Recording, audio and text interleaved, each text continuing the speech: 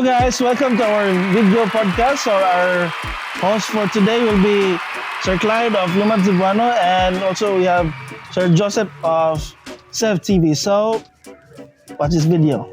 Hi guys, Clyde here of Lumad Cebuano, and welcome po sa ating first ever podcast episode that is hosted by Droid Project.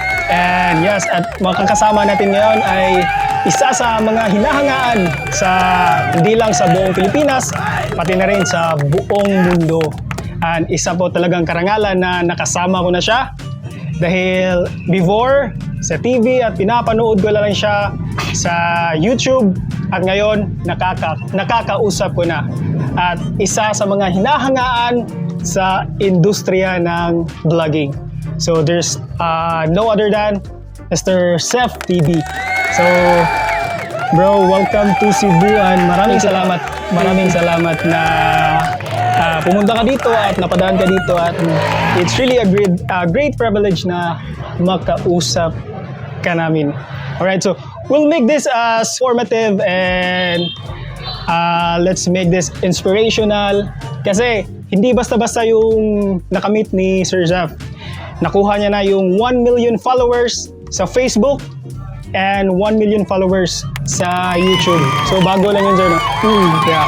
So that's a big community, and that's a great inspiration na mai-share niya sa atin ito.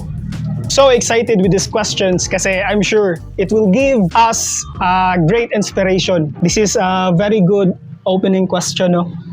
So actually, ang galing din, no, kasi ginawa ni Sir Dars is yung poster naming dalawa. Pero kaya pala ako nandun kasi ako yung magiging host. Host pala ako doon. So para pala akong si Chito Samuntina dito. Sir Chito, shout out sa'yo. Next time na interviewin mo si Sir Sev naman. So, alright. So the first question is, can you tell us about your journey into becoming a travel vlogger? So paano ka nagsimulaan? What inspires you to do this? Okay, so kung yung tanong na paano nagsimula, Yes. hindi ko rin alam kung paano nga ba paano nga ba namin naumpisahan, kasi nung una trip lang tulad ng mga ibang storya ng ibang vlogger na nagumpisa sila sa mga barkada, tapos nag-video, tapos yun in-upload, hit, kaya doon nagumpisa. Sa amin naman, wala talaga akong planong maging vlogger. Yun. Gumagawa ako ng video para lang sa aking Facebook. Yes. Yun, pagpakita lang. May makikita lang din ako na napuntahan ko na tong lugar na to, ganyan. So, una kong dito, naging journey ay yung pag-upload ng mga drone shots. Drone shots. Oo, pinupuntahan ko yung mga magagandang lugar sa Leyte. Marami kasi sa Leyte yung mga undiscovered places. Yes. Oo. Yes. So, kumukuha ko ng drone shot, tapos ina-upload ko sa Facebook para may papakita ko sa mga kaibigan ko na puntahan natin to next time kasi maganda pala. Pero nagta-travel ka, ikaw lang mag-isa noon. Minsan, ako lang mag-isa, pero madalas kasama ko yung mga kaibigan ko kasi sila mismo yung papakilala sa lugar. Ako kasi dati wala akong alam sa mga magagandang lugar sa amin. Pero nagmumotor kayo? Sasakyan. Nakikisakay sa mga kaibigan may kotse. Oo. Sila yung nagsasabi sa akin na, Sir, may ganitong lugar sa puntahan natin, kasama yung mga iba pa naming kaibigan. Tapos yun, ako naman yung may alam kasi sa pag-video tsaka pag-edit. Kaya gumagawa ako ng mga music video na Pero paano mo yun? Paano mo natutunan yun, sir? Yung paggawa ng pag-edit? Is it your study before or okay. Dati, nag-aral ako, umattend sa mga seminar para sana matuto kung paano mag-edit, gumawa ng mga travel videos? Hindi. Yung mga wedding videos. Okay. Para sana sa wedding o sa mga events, yung pinag-aaralan ko. Kasi uso dati yung mga SDE, yung mga Yes. video, tawag dito? Yung mga events. Mga video. Tapos, yun, natutunan ko naman, nakuha ko yung technique kung paano makakagawa ng video sa ilang minuto lang na pag-edit. Yung pinakamadaling paraan ba para makagawa ng video. So, nagamit ko naman din sa pag-wedding kasi so nagiging videographer ka rin sa wedding talaga. Photographer, tsaka yun, nag-event. So, nagamit ko naman siya. Ang problema, habang tumatagal dun sa trabaho, parang nakakasawa. So, walang thrill. Alam ko na kasi kung ano yung mga kalakaran, kung paano yung gagawin. Parang paulit-ulit na lang. So, nakakasawa na rin. Yes. Kaya, habang event ako, yung sahod na nakukuha ko doon, ayun yung pinopondo ko sa gagawin kong mga travel. Wow. Pero wala akong plano maging vlogger kasi parang masaya. Gusto mo lang ma-document yung mga travel na napupuntahan mo. Yun, oo. So, una kong napuntang lugar na ginawan ko ng video, yung Kalanggaman. Kalanggaman Island. Yes. Kalanggaman Island. So, baka ikaw yung napasikat nun, sir, kasi I still remember that time na parang sobrang boom siya, pero di ko lang alam baka ikaw yung nagpasikat nun. Hindi ko rin alam kasi dati nung nagpunta kami doon, hindi pa ganun kadami yung tao. Wala pang yung mga booking, hindi pa uso yan kasi pagpunta mo doon, wala. Talagang raw talaga. Makakapasok ka kahit na anong oras. So, hindi na kailangan ng advance booking. Saka walang permit pa nun. Meron naman, pero pwede mong asikasuhin sa the same day na pagpunta mo doon. So, nag-shoot ako ng mga ilang clips na pang-upload. Tapos, kasamang palad, yung huling lipad ng drone ko, doon nag-crash yung drone. So, biglang bagsak? Nahulog sa dagat. So, may pinatakbo akong model sana. Tinamaan yung ulo. Buti na lang, hindi na sugatan. Tapos yung drone, pumulupot kasi sa buhok, tumambling dun sa dagat. Oo, kaya ayun, nasira. Pero blessing in disguise na rin kasi dahil sa insidente, meron palang nanonood dun na may-ari ng malaking travel magazine sa ibang bansa. Okay. Yun. So, yung nangyari, nakita kasi niya kung paano ako magpalipad ng drone na very risky. Talagang pinapapasok ko sa mga ano. So, nai-imagine na niya kung ano yung mga kuha na makukuha doon sa drone. So, binigyan niya ako ng calling card. Yung problema, yung calling card na binigay niya nawala. So, wala din. Hindi ko siya na-contact. So, nung in-upload ko yung video sa Facebook, nakita niya. Kasi nag-gain yun ng ilang libong views. So, tawag dito, Naka-connecta ulit kayo. nagpaalam siya kung pwede daw, gamitin niya yung video ko ng ilang segundo lang. Tapos, sige, okay, walang problema, basta lalagyan lang ng pangalan ko sa taas. Ang nangyari, nung i-upload niya yung video na yun, nag-hit, umabot ng 18 million views. Grabe na. Sa Facebook? Sa Facebook. Kasi yun yung, parang dun unang sumikat yung mga video na pa-square. Okay. Oo, yun. Yung may parang lyrics, tapos pa-square. Yun yung nagpasikat sa nangusto sa Kalanggaman. Marami yung nagme-message sa akin, kala nila kasi nandun yung pangalan ko sa taas, akala nila travel operator ako, travel and tours operator. So marami kang inquiries doon. Maraming inquiries, may mga nagme-message sa akin, mga in-check. Sir, pagta-travel kami dyan, 10 packs kami, magkano yung ano. Pero wala ka pang page nun, bro. Meron, pero hindi pa ganun kalaki yung tawag dito. Following mo. Oo. So, ang problema, nag-hit. Parang ginaganaan na tuloy ako kasi nakita ko. Okay. No? So, mga anong year yun?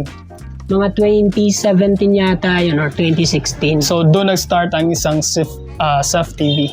Oo. Pero, kasi nga, nasira yung drone. Wala na akong gagamitin. Ang maganda dito kasi, yung travel magazine na yun, dahil nga sa, nag-boom din yung Facebook page niya, talagang malaki yung inangat. Binigyan niya ako ng pera, binayaran niya ako, in short. Oo. So yung binayad niya, binili ko din ng second hand na drone. So doon na nagtuloy-tuloy. Okay. So Yung- doon talaga nag-umpisa. Oo.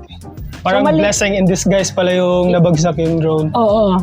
Ang ano doon, dahil nga sa naging curious ba ako, paano ba yung ganitong sistema, paano nagba-viral yung mga video, ginaya ko yung sistema nila, parang sige nga, subukan natin yung ganito kasi kaya naman nating ano.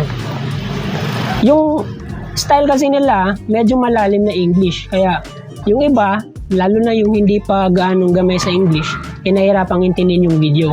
Yung ginawa ko naman, kasi hindi naman ako magaling sa English, mas pinababaw ko yung English kahit na karakarabaw. Yun. So, importante may pakita natin yung lugar. Importante mabasa, malinaw yung message. So subtitle ka doon. Oo, naglagay ako. Then nag-hit. Yung unang in-upload ko na ganun yung format is yung Southern Leyte, Liloan. Sobrang ganda doon. Tapos, nung nag-hit, hindi kasi pinapansin yung beach na yon. Hindi pinapansin yung lugar na yon. So, pagkatapos na mag-viral yung video, marami yung napuntahan doon galing sa ibang lugar. Marami yung, talagang yung mga tao doon, nagulat kasi nagkaroon ng traffic doon sa lugar nila. Tawag sa akin yung tourism office, nagpapasalamat. Sir, sobrang salamat talaga na nangyari yung. Kaya mula nun, mas ginanahan pa akong gumawa ng mga video. Sabi ko, marami pala yung Na-inspire. marami yung lugar dito sa malapit sa amin na nangangailangan ng tulong. Yes, na may potential, malaking potential. Pagdating sa pag-promote ng lugar. Yes. Yun. Alright. Tapos, walang nagko-contact sa akin ng mga taga-DOT, ng ano, kasi akala nila pala, nakabase ako sa labas. Kasi, yung mga Inglisan. Kaya nung sumama ako sa sa event ng tourism, in-invite lang kasi ako ng isa sa mga attendees doon. Sir, saan ka? Sabi ko sa TV. Yung akala ko foreigner yung may hawak niyan kasi hindi ako yung Umpisa nun, doon na kami nagkaroon ng parang communication ng DOT. Kaya kahit na wala akong pondo nun, nakakapag-travel ako sa pamamagitan ng DOT. DOT sa lugar nyo? Oo, Region 8. Nice. So, pag mga malalaking events sila, talagang sinasama ko. Hindi pa ganun kalaki yung followers ko, pero nakikita kasi ng DOT na talagang may potential. Nandun kasi yung determinasyon. Yes. So, kasi, sabi nila, ba't ka naggaganyan? Wala ka namang nakukuha, walang sahod. Saan ka kumukuha ng pondo, sa pang-araw-araw? Sa akin naman, kahit na wala akong sahurin, basta yun yung gusto ko, talagang gagawin ko, lalo na kung nasa-challenge. Ayun. So, nag-umpisa nang akyatan, yung mga reactions, yung followers, talaga namang tuloy-tuloy yung pag-akyat. Then, yung isang friend ko, sabi niya, Seth, paano yan? Baka pagdating ng panahon, pag dumami na yung mga drone operator, siyempre, pamura yung mga gadgets. Sigurado marami yung mag-invest ng mga ganyan. Yes. Paano kung marami na yung nagdo-drone? Makakalimutan ka na kasi walang branding. Drone shots lang, walang muka. Sabi ko, sige, subukan natin. Then, unang vlog na nagsalita ako is dun sa San Juanico Bridge. Yun. Okay. So, yun yung talagang memorable mo talaga. Oo, talagang pinagtatawanan kami kasi iba pa yung outfit ko nun, parang hindi maintindihan na cowboy na walang kabayo. Tapos yung tawag dito, mga dumadaan, di ba? Busy yung San Juanico Bridge. Yung mga dumadaan doon, yung tatawanan, yung mga kasi paulit-ulit kami, talagang nabubulol. Iba kasi yung mga waray na magtagalog. Parang Bisaya din na magtatagalog, talagang yung dila mo. Talagang mahirapan ka. Kaya ayun, kahit na mahirap, sinubukan ko. Kasi wala namang mawawala. Yes. Kahit na hindi maganda yung unang upload namin, hindi ganun kaganda. Dahil nga sa kulang sa video, kulang sa impormasyon tungkol dun sa content ko. Kaya medyo nagustuhan ng tao, medyo nag-hit. Ayun, so sinundan kasi doon sa Tacloban, sa Leyte, saka sa Samar, kulang talaga ng impormasyon na lumalabas. Sabi nga ng mga negosyante, yun, pag halimbawang may mga kulang, doon ka makakakita ng opportunity. Ayun. Okay. Pag halimbawa yung wala, merong siguradong opportunity dyan. Yes, At yun yung ganun nakita ko na, syempre yung mga media, hanggang doon lang sa Luzon, sa mga lugar na progresibo na, doon sila nakatutok. Hindi sila tumitingin sa mga lugar na tulad ng Samar at Leyte. Kaya, ayun, sinundan ko ng mga development na nagaganap after ng Yolanda kasi yun yung tinututukan ng tao kung ano yung nangyayari sa Leyte pagkatapos ng Yolanda. Kaya yun, unti-unti na rin nakilala yung pangalan ko, unti-unti na rin na tawag dito na re-recognize yung mukha ko. Si Seth TV yan, si ano yan. Kaya ayun, medyo sumikat na ako nun. Pero hindi pa ako satisfied sa ganun. Kasi yung pagsasalita ko nga, mahirap. Para akong tutula. Marami nga yung bashing. Maraming bashing. Pero binabasa ko yun isa-isa. Hindi para magalit sa kanila, kundi para gawing inspirasyon Yes, sila. ang galing ng mensahe na yun. Kaya sabi ko, ano kayang pwede kong gawin na makakapa-improve pa sa sarili ko. Kaya kasama yung partner ko, kahit na wala kaming alam sa lugar, wala pa akong experience pagdating sa long drive, nagmotor kami sa Manila gamit Aerox. First time kong travel ng Manila na nakamotor gamit yung Aerox na inaabot na kami ng madaling araw sa biyahe, hindi namin alam kung saan kami mag-stay. Kaya ayun, sabi ko talagang wala na tayo sa ating comfortable zone. Yes, wala na sa comfort zone talaga. Oo. Nakipagsabalaran kami sa Manila. Wala naman sa akin kung mag-hit yung video namin doon o hindi. Ang importante kasi sa akin, ma-adapt ko kung paano sila magsalita, kung paano sila managalog. Ayun. So, nakuha ko naman ng ilang buwan na pag-stay sa Manila. Kasagsagan pa yun ng cleaning. Yung mga clearing operations, kasagsagan yun. Sumabay kami doon. Kasama si Annabel, sumabay kami dun sa clearing operation. Sinasabayan namin yung mga bawat paggagalugan, yung mga pagbabaklas. Sabi ko parang hindi tama to. Parang nagiging, kami nito Parang nagiging tao kami ng City Hall Parang government employee. Tapos hindi ganun kaganda yung performance ng video. Kasi marami na kaming nakakasabay na vlogger. Tapos yung kasabayan pa namin malalaki yung views talaga. So sabi ko, pupunta kami sa lugar na ganito din yung ginagawa pero walang gaanong vlogger. At doon nakita ko sa Pangasinan. Kasi Duterte administration na yun. Talagang booming yung mga projects. Sabi ko, kahit saan may mga malalaking projects. Yun yung pinunteriya namin, yung mga projects. Na timing, na doon sa northern part ng Luzon, Central Luzon, walang ganong nagbablog kasi hindi naman nila nakikita yung importansya ng impormasyon tungkol dun sa ginagawang proyekto. Kaya sinubukan ko, nag-hit. Kaya tinuloy-tuloy ko na. Sabi ko, kung gagawan ko ng video to, bawat bypass road, bawat bagong kalsada, siguradong aabot ako ng milyon nito. Talagang nag-hit talaga lahat. Talagang nag-hit. Pero, ganun din, sa akin kasi madali ako magsawa lalo na kung paulit-ulit yung mga ginagawang content, trabaho. From kalsada, napunta na ako sa mga current events kasi may mga Southeast Asian Games, yung mga ganun. Pinuntahan ko yung mga paggaganapan ng mga malalaking events, yung mga iba pang dambuhalang proyekto talagang pinasok namin. At yun, doon na ako nakilala hindi lang dahil sa pagiging travel vlogger, kundi sa pagiging parang kami yung alternative nila sa media. Alright. Ayun. Yes. Yung media kasi, pupuntahan lang yan once na may utos galing sa taas. Exactly. So, sa amin kasi, libre kami kahit anong content namin basta related sa topic. Ayun. Ang galing, no? So, nakikita natin, while talking to Sir Joseph, nakikita natin kung gaano siya kadeterminado at isang risk taker. So, ganon ang isang Seth TV. Yun. Alright.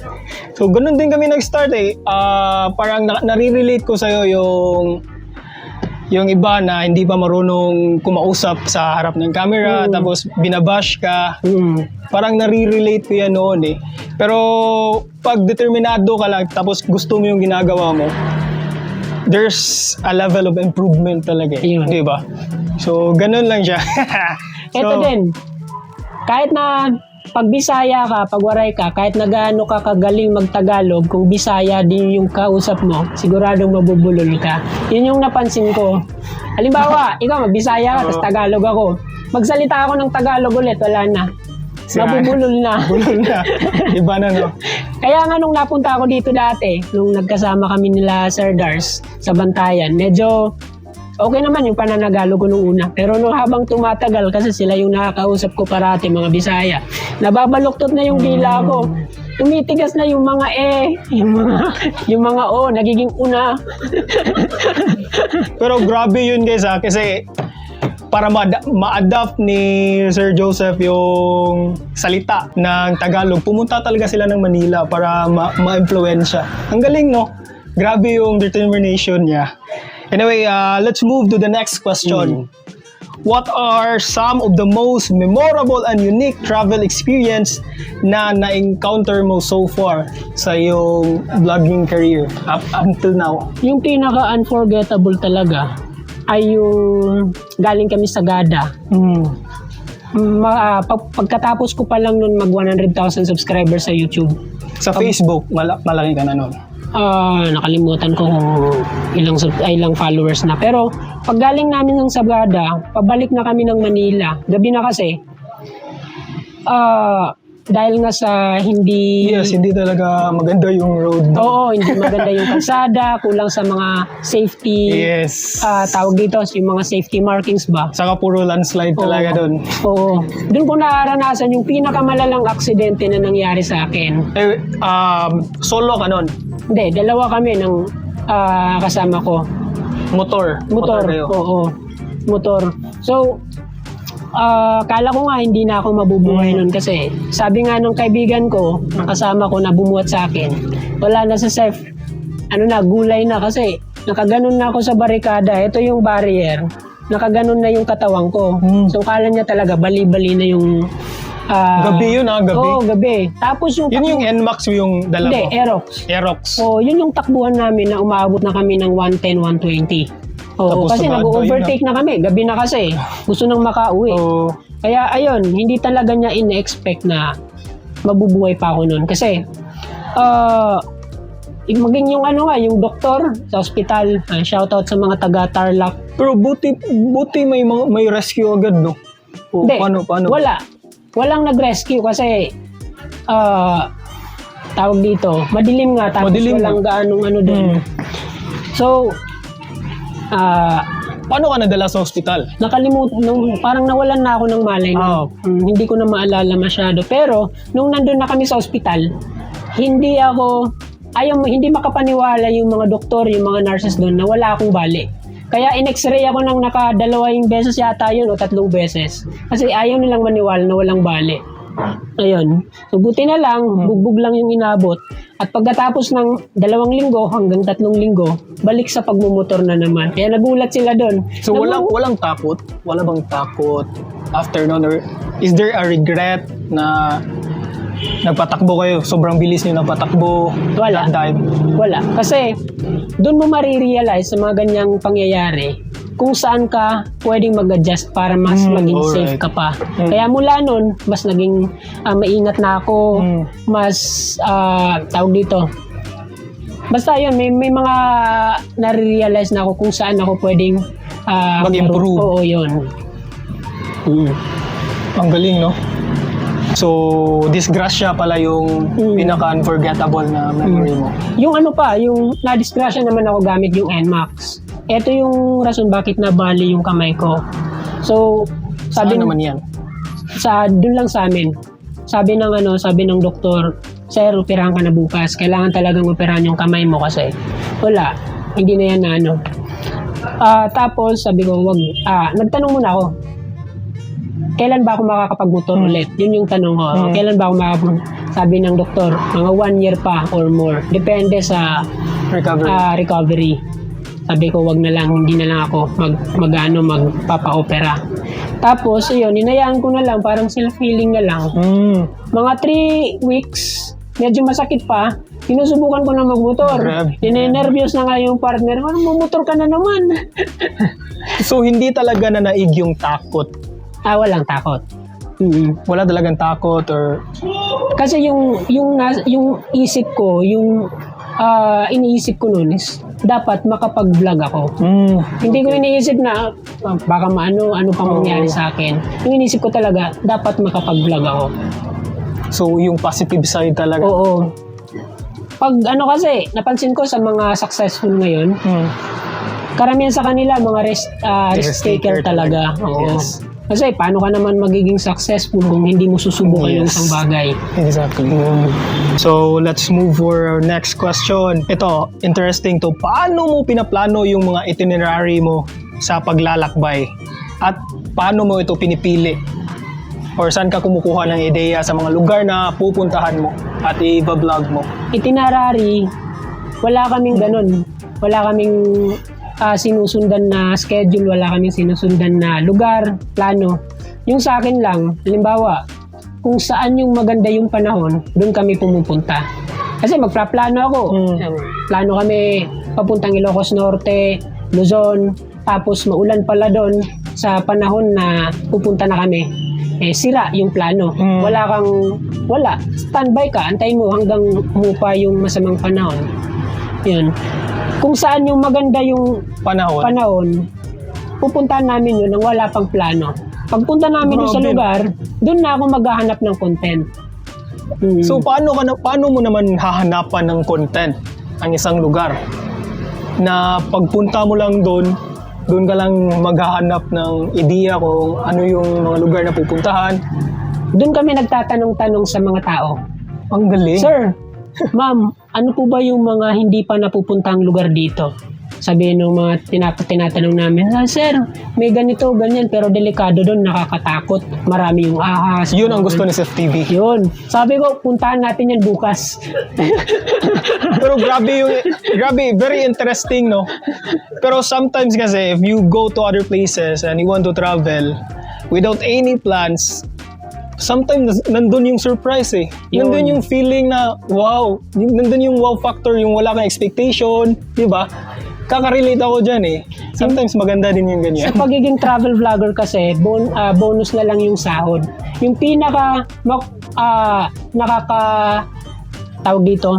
nakaka-satisfy talaga dyan is yung adventure. Yung maka-surprise ka sa isang lugar na meron palang ganito, ganyan. Ayun. So, tulad na lang dun sa napuntahan namin sa Zamboanga del Suria, Zamboanga de Sibugay, sa bahay na maraming ahas. Oo. So, nagtanong-tanong muna kami, sir, yung mga mangingisda. Karamihan pala sa mga mangingisda doon, hindi pa nakakapunta doon dahil nga sa natatakot. Yung isla na maraming ahas? Hindi, yung bahay na maraming ahas. Sabi ko doon sa bangkero, sir, pwede ba natin puntahan to? Natatakot siya kasi marami daw yung ahas. Sabi ko, ako na lang yung akyat, sir, ikaw dyan ka na lang sa baba. Tapos yun, pinuntahan namin. Andun nga lang siya sa bangka. Kami yung umakyat. Pero nakita namin doon na mayroon nga ahas pero hindi naman ganun kadami. So at least nalaman natin kung ano yung totoo doon sa lugar. Pero grabe no, so next time susundin namin yan. Pero actually ginagawa na namin yan. Pero usually we really plan the itinerary. And nanonood kami ng YouTube kung ano yung mga pinupuntahan. Pero yung surprise talaga eh, yung there's no plan. Andyan talaga yung surprise eh. Isa pa sa mga nagbibigay sa amin ng direksyon. Pag halimbawang hanapin namin sa YouTube, halimbawa, itatype natin Balamban, Cebu. Pag halimbawang walang lumabas na video sa YouTube na Balamban, Cebu, yun, isa na yun sa magbibigay sa akin ng direksyon na dapat puntahan dito. Kasi, ano nga bang meron dito? Bakit walang video? Yun. Grabe no. Sayang nga lang yung Socorro, hindi ko napasok yung liblib. Yung alam ko lang kasi sa Socorro is yung mga jellyfish. Kung nagkaroon sana kami ng pagkakataon nun, kasi nakita ko yung mga bahay doon sa taas, parang natataka ba ako bakit may ganung bahay doon sa taas. Pero hindi na namin napuntahan yun dahil nga may sinusundan kaming schedule. Kaya ayaw ko talaga sa mga ganyang itinerary. Kasi wala kang, hindi ka malaya kasi, yun, paano kung may makita kang, tawag dito, mas mag-hit kumpara sa pupuntahan mo sana ng content o pupuntahan mo sana ng lugar. Yun. Ang galing, no? So, ibahin natin si Seth TV. There's no itinerary. Ganon pala. Sundin namin yan. Kung saan yung delikado. Ito naman, share your challenging and unexpected situations na na-encounter mo during your travels and how do you overcome it? Yung unexpected na challenges during your travels. Halos lahat naman kasi ng travel namin puro unexpected. Kaya nga, no? So, yung ginagawa namin lalo na sa mga delikadong lugar is nakikibagay dun sa mga taga ron. Nakikibagay na Sa mga locals. So, kung ano yung mga pinagbabawal, ano yung mga hindi pwede, dapat tanungin mo rin para hindi ka makasama doon sa lugar. Yes, tama. Kasi mananaig talaga yung respeto, di ba? Kasi may mga kultura rin. Yun. Iba't ibang lugar, ibang kultura, di ba? So we need to adapt and cautious rin tayo dapat, di ba? Interesting na tanong to. Many aspiring vloggers, they are curious kung ano yung kagamitan na ginagamit mo sa pag-vlog. So, where do you start? Anong mga equipment? Anong software na ginagamit mo for editing? So, kasi gusto na lang nating malaman kung anong ginagamit ni Seth TV na mga magagandang videos na pinapakita niya sa atin. Nag-umpisa kami dati, yung pinaka high-tech ko lang na gamit is yung drone. Kasi yun lang yung... Anong model yun? DJI? DJI Phantom 3. Ang laki pala nun. Oo, Phantom 3. Sa bawat travel namin, yun lang yung nadadala ko. Box. Tapos yung ibang camera, sakripisyo na kasi yung space ba. Kaya, imbis na magdala ako ng malaking camera, mga Xiaomi, yung mga Yicam, yung mga pang dashcam lang, yun yung ginagamit ko as action camera. Tapos, cellphone. Yun, yung mga Xiaomi na cellphone. Medyo maganda na kasi yung camera. Kaya, ayun, binabawi ko na lang sa edit. So, gumagamit naman ako dati kasi nahirapan pa ako sa Premiere. Yung Sony Vegas na software. Oo, Sony Vegas na software. Tapos, ayun, nung nag-seminar na nga ako, doon na ako gumamit ng Premiere. Kasi, okay lang yung Sony pag beginner. Pero once na magamay mo na siya, makukulangan ka sa tools niya. Kaya, kailangan mo mag-upgrade sa Premiere. Kasi doon talagang ma-max out mo yung potential mo. Pero ito kasi, meron kasing iba na gusto sila mag-vlog pero at the back of their mind is nalilimit kasi yung kagamitan nila is hindi daw enough. Yun. So, ano ang masasabi mo dito? Yun yung unang pagkakamali ng mga gusto mag-vlog. Kasi gusto ka kaagad nila, maganda yung maganda camera. Lahat. Ang pangit namin sa camera na yan. Bili tayo ng Sony 7 III. Yan, yung mga worth 200,000 na. Ang problema, pag hindi nag-hit, ano mangyayari sa gadgets? Ayaw na nila, no? Mawalan sila ng gana. Diba? Ayun. So, dapat... Sometimes kasi yung mindset ng iba is, if they have this good equipment, good gadgets, akala nila maganda na yung outcome, di ba? Sometimes ganyan yung mindset Tapos nadidismaya dahil hindi nag-boom, hindi nakuha yung output. So, ano yung masasabi mo yung nagsisimula lang sa mga low-end na gadgets? Sa cellphone, okay naman. Yung mga kuha ngayon ng cellphone, okay na. Mag-start kayo muna sa cellphone. Kasi kung halimbawang hindi man kayo mag-hit, magagamit nyo pa rin ng cellphone as pang araw-araw nyo. Oo. Basta importante lang, malinaw yung audio. Kasi parang 40% yata ng video is galing sa audio. So, dapat klaro yung video. Kahit na cellphone pa yan, malinaw yung audio. Tsaka, yung pinaka-importante, maganda yung storya. Kasi doon nagbabase yung the vlog. story. Mm-mm. Yun talaga ang parang the meat, no? Oo. It's the meat of the video. Tingnan mo sa Facebook. Yung ibang na mga nagba-viral dyan, walang quality yung video. Bakit nagba-viral? May Kasi, halimbawa, nag-video ka ng isang sunog o isang event na malaki na kailangang malaman ng tao. Yung storya, yung hinahabol ng tao. Baga, second ano na lang yan, yung video. Pero mapapansin mo sa mga comments, walang ganong, bas tutok sila sa storya. Yan. Yun. So, interesting yan guys. So, Seth TV is nagsimula siya is hindi ganon kaganda yung mga kagamitan niya Oo. nung nag-start. So, ganon lang. How do you engage with your audience, no? So, we're talking about 1 million Facebook followers and 1 million subscribers in YouTube. So, ang laki niyan, ang dami ring naghahangad niyan. And how did you do it? How did you make it na ganun kalaki? Sa akin naman, hindi ko tinitingnan kung gaano kalaki na yung subscribers or followers. Ang importante lang sa akin is kung gaano karami yung natutulungan. Nice. Kung gaano kalaki yung magiging impact ng gagawin kong video. Kung makakatulong ba to, kung makakapagbigay ba ng impormasyon. Yung followers kasi, tsaka subscribers, parang tawag dito, hindi naman yan nagbabase. Minsan, hindi siya nagbabase kasi makikita natin sa ibang mga vloggers na may million na subscribers. Pero yung views ng video, minsan hindi umaabot ng 1,000 dahil nga sa impormasyon o sa laman ng video na kung magagamit ba ng tao, yun. So isa po yun sa kung bakit hindi ako masyadong tumitingin sa subscribers. So you're more focused, mas focus ang isang Seth TV sa istorya na maibibigay niya sa mga tao. Kung gaano ka-relevant yung topic. Ang galing, no? So, let's go to the next question. Huwag lang yung sahod. Magkano ang sa... Joke. So, the next question is, ito talaga, traveling involves cuisine. So, pagkain talaga. Actually, if we go to other place, tatatak talaga yung isang trademark doon is pagkain. Example, if I go to vegan, tatatak empanada. And up until now, gusto kong balikan ang vegan dahil sa empanada. Parang ganon ba? So, what is your most memorable na influence ng pagkain sa lugar na napuntahan mo?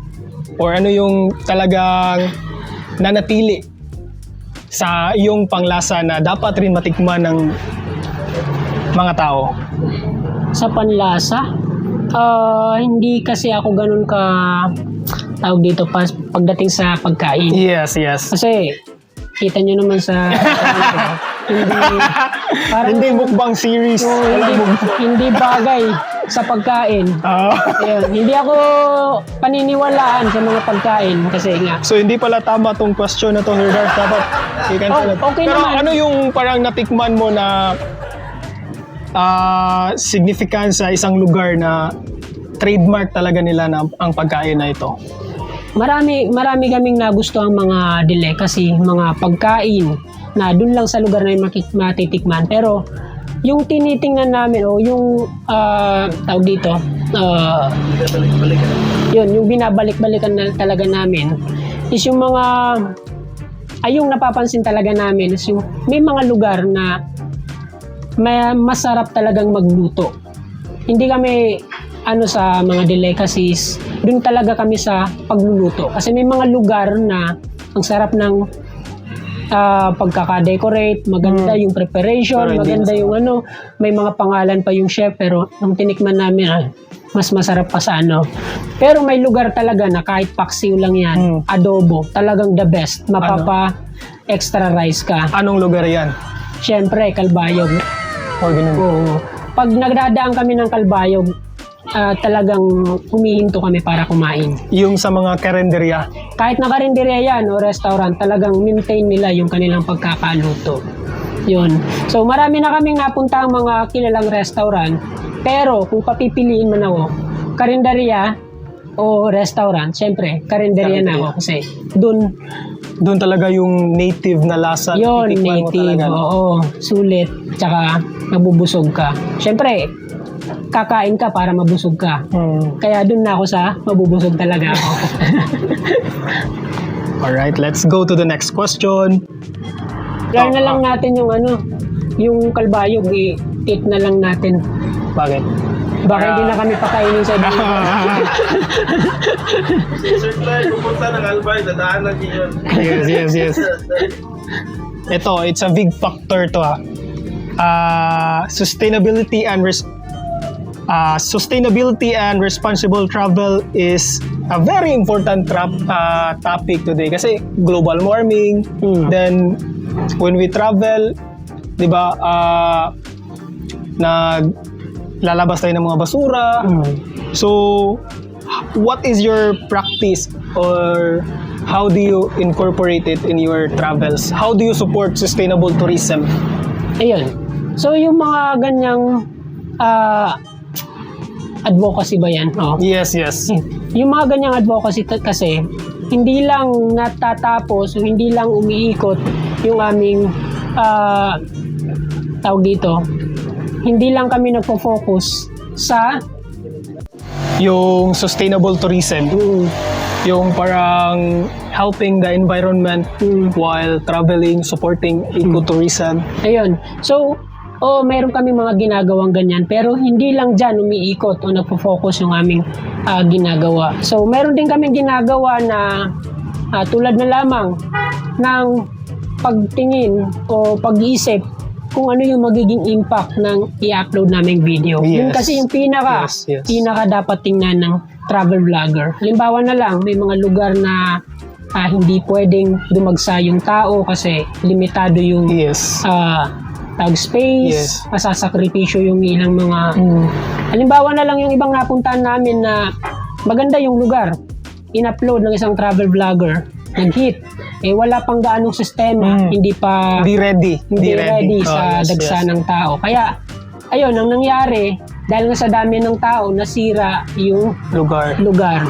So, ending, wala na. Tapos sinisi pa yung vlogger. Hindi, yung mga tao na nakatira doon kasi pabayad daw. Pero yung rason talaga is yung irresponsible na content. So dapat kung magagawa man tayo ng travel vlog, iniisip din natin yun, no? Oo. Diba? Sabihin natin kung ano lang yung pwede at saka yung hindi pwede. At kung ano yung magiging epekto nito sa lugar na pupuntahan natin. Yes. Yan. Actually, sobrang agree ako doon kasi especially also as pumupunta ka talaga kami sa mga lugar na which is mga bulubundukin, yung talagang bare pa. So, it is really important na masabi natin kung gaano kahalaga ang pagpanatili na malinis para marami pang ibang tao na maka-experience at makapunta. Saka, ang ganda din na us as influencers, ma-influence natin sila kung gaano ka-importante ang sustainable tourism. So, dapat i-incorporate talaga natin yan. Can you recommend a destination or activity na dapat puntahan ng isang traveler or dapat nilang ma-experience? Dapat nilang ma-experience yung Mindanao. Kasi, which part? Ang laki ng Mindanao. Mindanao, dun sa lugar na hindi nila masyadong nakikita sa social media. Punta nila yung lugar na halimbawa dun sa Claveria, yung Bukidnon, medyo na kasi yung Bukidnon. Dun sa Talaingod, dun sa Digos, sa Kapatagan, yun yung lugar na kahit saan ka mag-picture, wala kang magiging kahati or magiging photo bomber doon sa picture mo kasi hindi pa gaanong napupuntahan ng turista. Marami. Sobrang dami ng mga turista attraction na makikita mo doon. How about sa Bukidnon na side? Sa Bukidnon, may mga napuntahan kami doon pero marami na yung tao. Tsaka yung upload ng mga napunta doon, i-upload mo. Parang Wala nang Okay. wala nang Parang wow. duplicate na. Oo, duplicate na. Yung gawin na lang natin, mag-green screen na lang tayo. Dikit na lang doon. So, Hindi, alam niyo na. puntahan natin yung ibang parte ng Mindanao kasi sa Sobrang laki pa ng Mindanao, Oo, di ba? sobrang laki. Kaya doon kami minsan nagtatagal kasi doon yung marami pa yung unexplored na places. So, dapat yung puntahan. Medyo maganda na ngayon sa Mindanao. Wala nang giyera, wala nang mga rebelde, hindi na ganun So, ka-agresibo. hindi na ganun yung thinking Oo, before. yun. Oo. So, dapat talaga nila try. How about sa bandang Sierra Madre? Have you ever think na puntahan doon? Kasi di pa ako nakarinig na masyado doon sa bandang Sierra Madre, sa northern ba? Have you ever travel na doon or hindi pa? Napunta na ako doon pero limitado lang yung lugar na narating namin. So, balita ko marami din yung mga lugar na pwedeng puntahan, lalong-lalo na yung mga nature tripping doon, marami. Pero sa ngayon hindi ko pa may sasuggest kasi hindi ko naman napuntahan pa. Yan. Pero kung naghahanap sila ng nasa Luzon lang, dun sa Northern Luzon, Yes. sa may Sagada, Sagada, Vigan, Oo, Locos. yun, marami yung mga pwedeng puntahan doon. So, ito, what is your advice for someone who wants to start travel vlogging?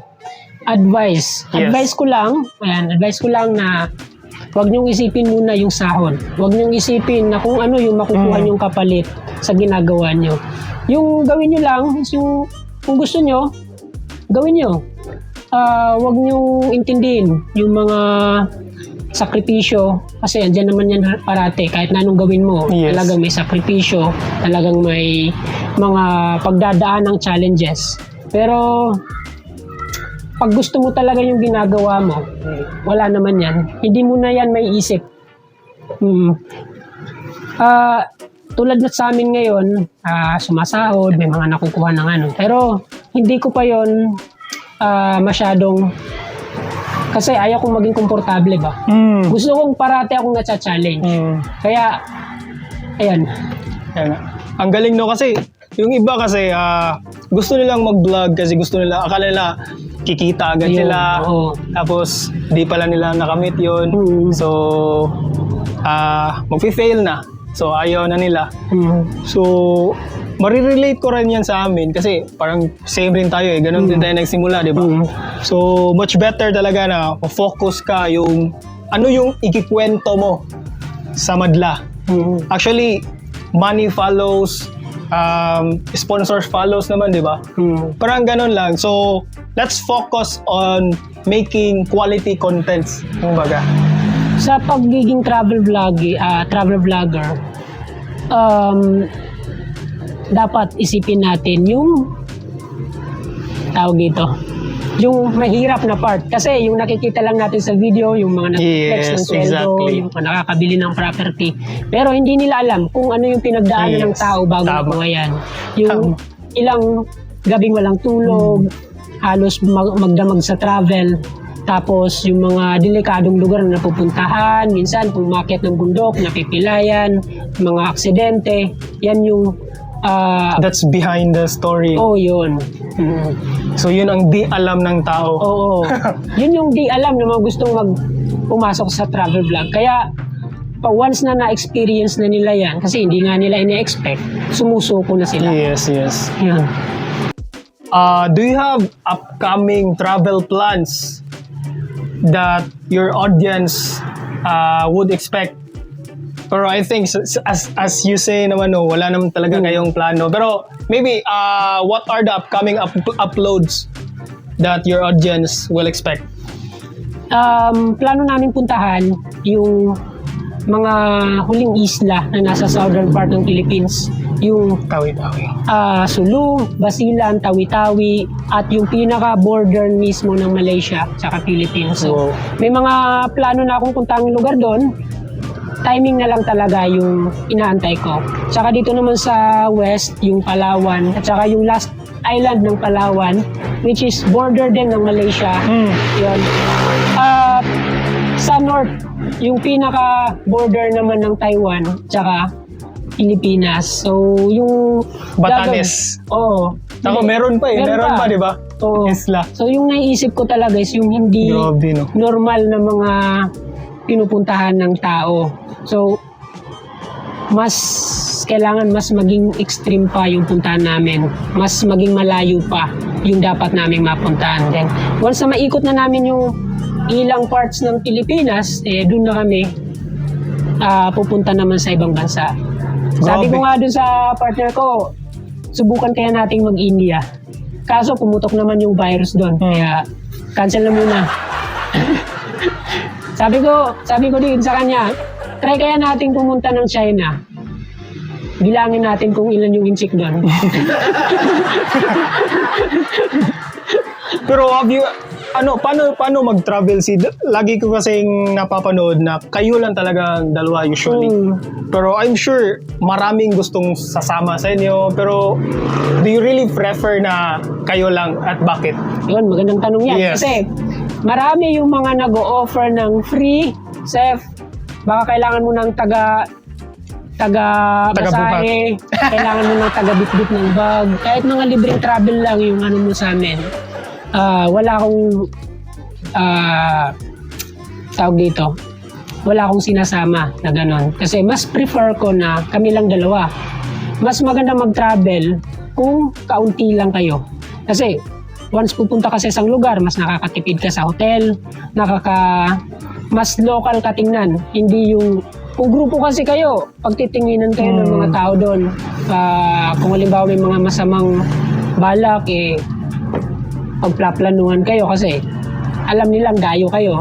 So, napapasok namin yung mga lugar na hindi karaniwang napupuntahan ng mga turista. Kasi nga, dalawa lang kami. Kasya kami sa isang motor. Pwede naming lakarin, pwede namin pasukin nang hindi kami ganong napapansin o masyadong napapansin ng mga lokal. Ayun. So, talagang mas prefer mo na kayo lang. Taka mas hawak nyo yung oras, di ba? Yun, hawak yung oras. Wala kang iniintindi. Wala akong sasabihan na, dalian na natin, huwag ka na mag-lipstick, huwag ka na, Pero ito naman, may iba kasi sinasabi nila pag mag-travel ka na ikaw lang or yung partner mo, nandyan yung takot na, example, kung nasa biyahe ka, sisiraan ka ng sasakyan, sisiraan ka ng motor. So, ano yung masasabi mo dyan? Kasi sometimes, yan yung parang nag-hinder ng iba na ayaw nila mag-solo kasi yun nga. Hindi naman kasi may iwasan yung ganyan. Pero, pwede mong, tawag dito, may mga panahon talaga na magkakaroon ng ganyan. Pero pwede mong iwasan. Halimbawa na lang, kung alis ka, ipa-kondisyon mo muna yung sasakyan. Paayos mo muna, pakita mo yung mga pwedeng masira, palitan na kahit hindi pa sira. Para dun sa biyahe, is smooth. Ayan. So, yung takot naman, andyan naman yan parate. Lalong-lalo na kung matatakutin yung kasama mo. Yung ginagawa ko naman, kasi matatakutin yung kasama ko, hindi ko sinasabihan kung saan kang pupunta. Surprise lagi. Surprise lang. Wala nang magawa pag nandun na. Magta-travel kami, pupunta kami ng Mindanao. Sasabihin ko sa kanya, punta kami ng Manila o punta kami ng Cebu. Kaya yung outfit niya minsan, hindi bumabagay doon sa pinupuntahan namin lugar. Kaya, minsan nagagalit niya sa akin kasi sabi niya, ayaw mo magsabi. Yung susuotin ko, baka magbundok tayo mamaya, lagot ka. Yun. Kasi minsan yung sinusuot niya, pang swimsuit, ganyan, yung mga pangdagat ba? Pero yung pinupunta namin, bundok. Nabudol pala. Oo, nabudol. Pero okay din yun kasi mas maganda kung ikaw lang yung nakakaalam sa pupuntahan nyo. Walang negative na energy. Kasi yun yung minsan nakakaabala ba? Kasi may baka, diba? Baka minsan yun yung nangyayari. Tama. Agree din ako niyan. Mas maganda. Lalo na kung delikado yung lugar, hindi ko sinasabi. Kahit na, minsan nga, sa sarili ko, hindi din ako sigurado kung pupuntahan yan. Pero, depende. Pag nakakita ng senyales na hindi maganda, hindi nito tumutuloy. Yan. Yun, talagang naniniwala ka pa rin sa mga senyales. Siyempre. Para walang after, walang, anong tawag doon? Walang pagsisisi after. Oo. Tsaka, pag ang tawag dito, travel vlogger ka, lalo na kung malalayo yung pinupuntahan mo, dapat talaga malakas ka kay Lord. Yun, malakas yung paniniwala mo kasi hindi mo alam kung anong mangyayari sa lugar. Tanging si Lord lang yung may alam o may control sa pupuntahan ng lugar. Kaya, yun, kailangan talaga na yung panalangin ba? Yes. Hindi yun mawawala dapat sa pagta-travel. Ako naman magtatanong. After na lang, last. Hindi, magtatanong muna ako. Sige. Nakailang kurot na ba yung misis mo? Ay, sobrang dami na. Lagi na lang eh. Lagi na lang. Ikaw, hindi ka kinukurot. Dati, pero nasanay na rin. Nasanay na yung misis ko. Kaya, sabi ko kasi sa kanya, kahit na anong kurot mo, kahit na anong ano mo, ganyan talaga yung tao, wala kang magagawa. Pero, Kung adventurous talaga si Seth TV, ganun talaga si Seth TV. Sa akin kasi, wala naman sa akin yung mga ganyan. Yung focus ko lang talaga is yung trabaho. Kumbaga, sabi nga nila, nakakamalas lang yan. Oo. Nakakamalas. Kaya talaga dapat focus lang. Pero sobrang interesting kasi si Seth TV, siya yung nag-shoot, yung partner niya, minsan yung nag-shoot, siya rin yung nag-edit ng mga videos. Siya lahat. So, para sa tingin nyo, may editor siya, pero wala, siya lang po lahat yan. So, it's very inspiring. Sana all. Kaya kailangan kasi ganyan, alam mo lahat ng trabaho. Kasi kung limbawa mag-hire ka, maintindihan mo yung trabaho ng i-hire mo. Limbawa, magdadailan siya ng ganito, ganyan. Yes, tama, maintindihan tama. mo na. Kasi nagdaan ka sa ganyan. Yan. Tama. In your opinion, how does travel vlogging evolve over the years? So, what do you think? Paano ito nag-evolve? So, dati, yung mga travel vlogger, dun lang pumupunta sa mga sikat na na-attraction tulad ng Boracay, yung mga madaling mapuntahan ba? Pero ngayon, dahil nga sa nagiging challenge na yung padamihan ng views, kaya pumapasok na dun sa mga lugar na hindi ganong napupuntahan ng tao. Kasi, yun yung mas pinapanood ngayon yung hindi nakikita ng tao. Halimbawa, mag-upload ka ng Boracay, hindi na ganong Yes. makikita yung sa video sa YouTube. Saturated na, no? Saturated na. Yun. So, yun talaga yung mga bare, yung mga hindi pa talaga napuntahan. Alright, so I guess yan na po lahat. Nagtatapos ang episode na ito at sobrang daming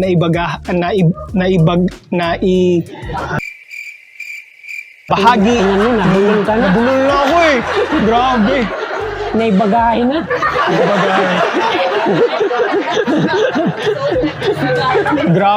Grabe yung inspiration na naibigay ni Sir Seth, and I'm sure marami rin kayo na nanonood nito ang mai-inspire at isang karangalan na nalaman natin ang istorya ng isang Seth TV. Sure ka na na-inspire ka? Parang nagdadalawang isip ka na.